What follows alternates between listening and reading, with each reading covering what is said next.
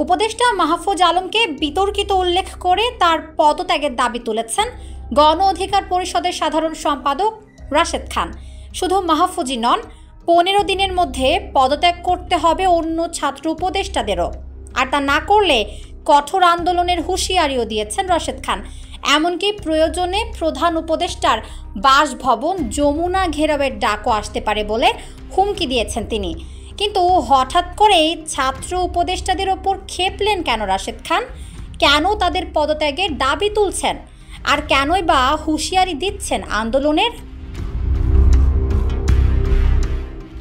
অন্তর্বর্তী সরকারে ছাত্রদের প্রতিনিধি হিসেবে বর্তমানে রয়েছেন 2 উপদেষ্টা। এরা হলেন তথ্য উপদেষ্টা মাহফুজ আলম এবং স্থানীয় সরকার ও ক্রীড়া উপদেষ্টা আসিফ মাহমুদ সজীব ভুইয়া।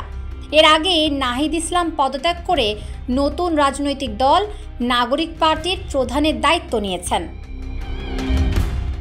গণ অধিকার পরিষদের রাশেদ খান বলছেন, উপদেষ্টা মাহফুজ আলম ইসলামী শক্তিকে সহ্য করতে পারছেন না।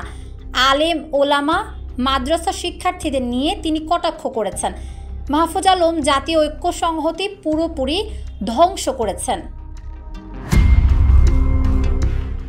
মাহফুজকে একজন বিতর্কিত ব্যক্তি উল্লেখ করে রাশেদ খান বলেছেন, এরকম বিতর্কিত ব্যক্তি কোনোভাবেই সরকারের উপদেষ্টা পদে বহাল থাকতে পারেন না। এ কারণে আমরা তার পদত্যাগ দাবি করছি। রাশেদ খানের আরও অভিযোগ, মাহফুজ আলম সরকারের মুখপাত্র হিসেবে কাজ করে, তবে তিনি হেফাজত, জামায়াত, বিএনপি, গণ অধিকার পরিষদের বিরুদ্ধে বক্তব্য দিচ্ছেন। এসব বক্তব্যের কারণে সৃষ্টি হচ্ছে অনৈক্য। ছাত্রদের নতুন রাজনৈতিক দল নিয়েও প্রশ্ন তুলেছেন রাশেদ। তার দাবি, রাজনৈতিক দল গঠনের জন্য ছাত্রদের সরকারে বসায়নি জনগণ। আবার এই সরকারের অধীনে নিরপেক্ষ নির্বাচন হবে কিনা তাতেও সন্দেহ প্রকাশ করছেন গণ অধিকার পরিষদের সাধারণ সম্পাদক। তিনি বলেছেন, এই সরকার নগ্নভাবে একটি নির্দিষ্ট দলের পক্ষপাতিত্ব করছে বলে অভিযোগ তার। আর এ কারণেই তত্ত্বাবধায়ক সরকার গঠনের দাবি তোলেন রাশেদ খান। তিনি বলেন, ডক্টর ইউনূসের নেতৃত্বে তত্ত্বাবধায়ক সরকার গঠন করতে হবে।